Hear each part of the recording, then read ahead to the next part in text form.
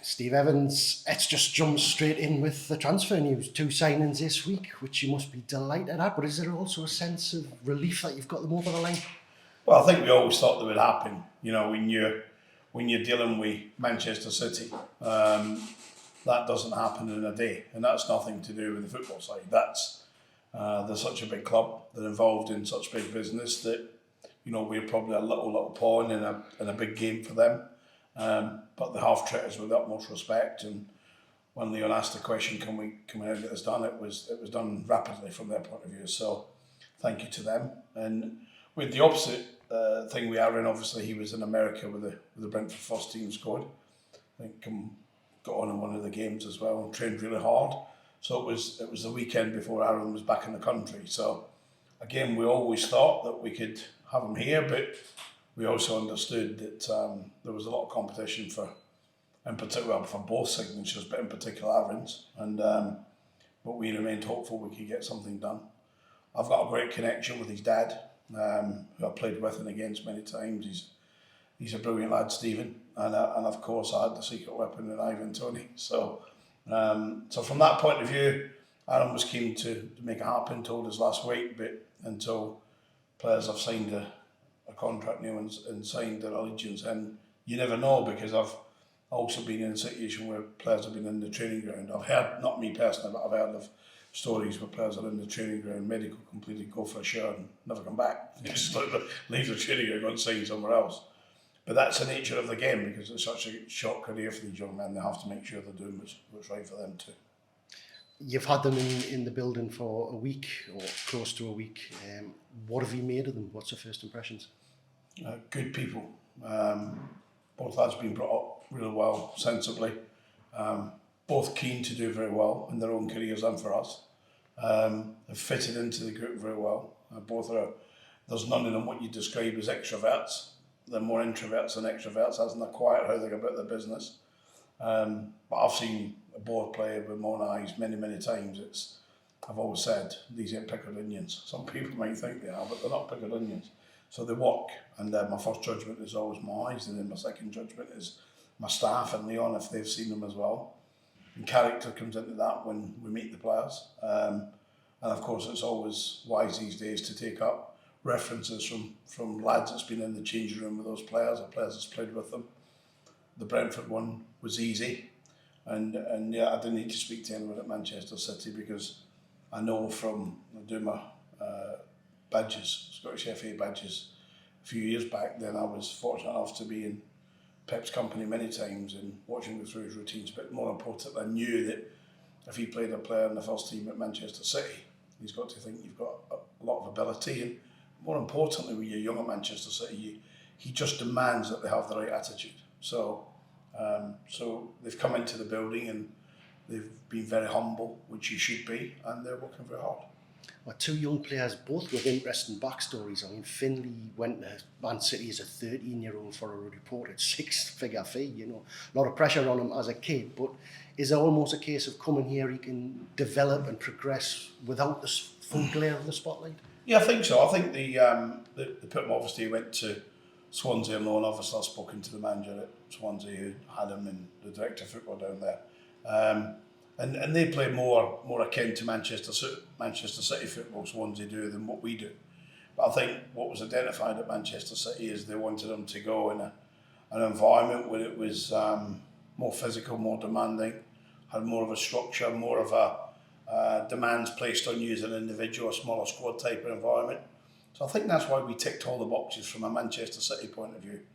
And from our point of view, the box was easy to tick because how good he is. But totally different environment to, you're right, going up there as a 13-year-old from Southend with big money transfer, and then they still think very highly of him, and I think they still see this as a career progression for him in to the involvement. Does he go back to Manchester City in a year or so and perhaps have a championship role and I'll be ready for them?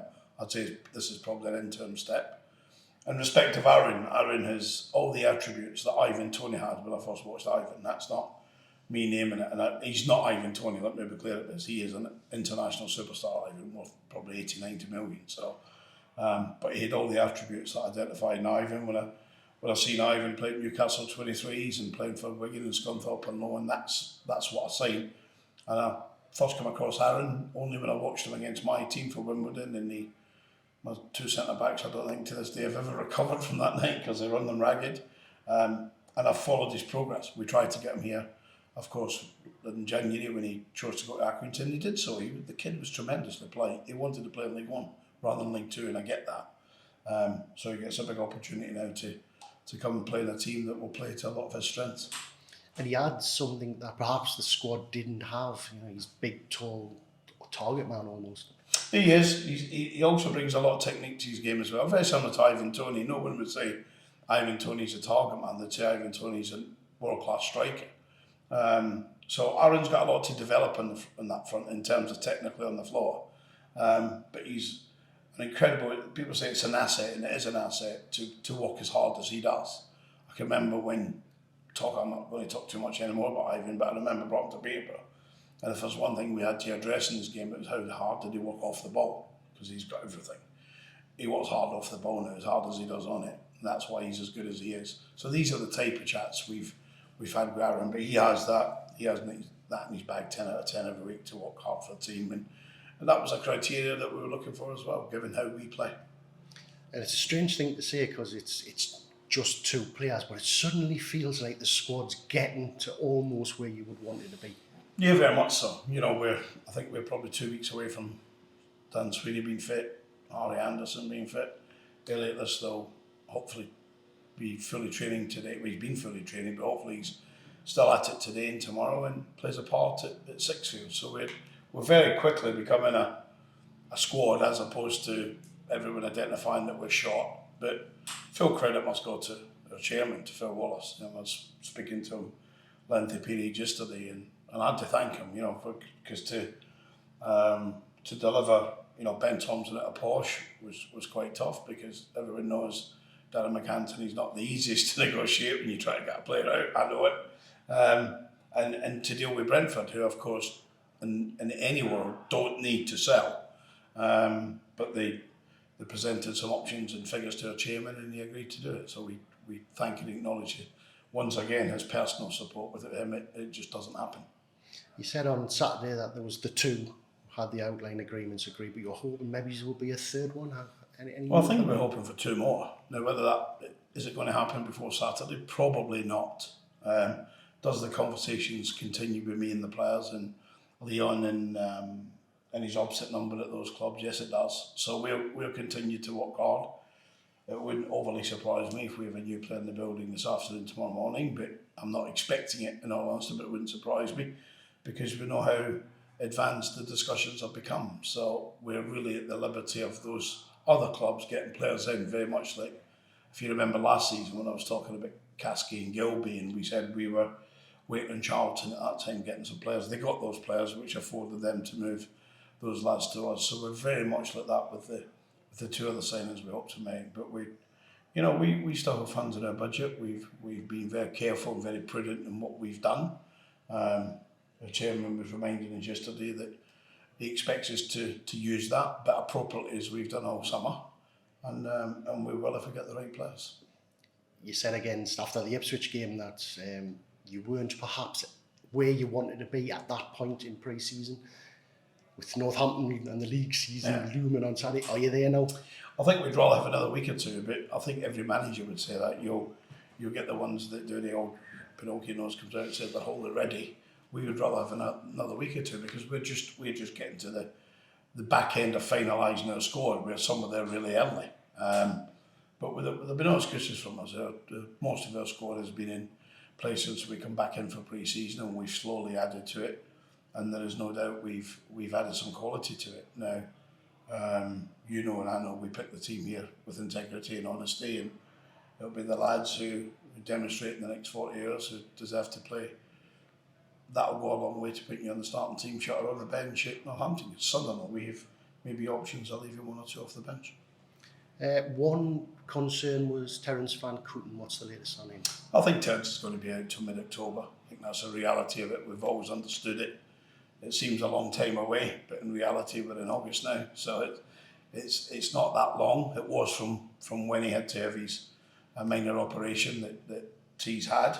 But yeah, from our point of view, we're in good shape now in terms of numbers. We'll always miss a player of Terence's quality and ability and pace and strength. We're always going to miss that. But arguably we brought Finlay in who can do that role. We got Dan Sweeney 2 weeks away. So from that point of view, we're in good shape. Well, we're just talking, it's 20 seasons now this coming up for you. Still the same excitement?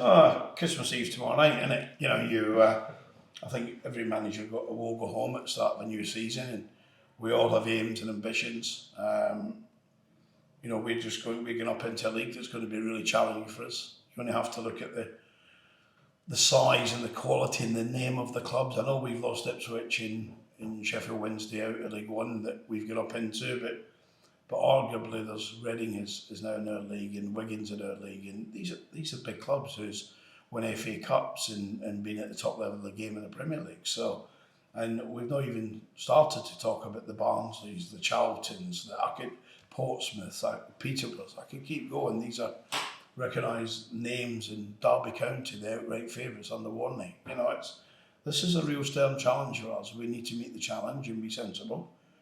And let's have a look after 10 games, like we said last season, and see where we are.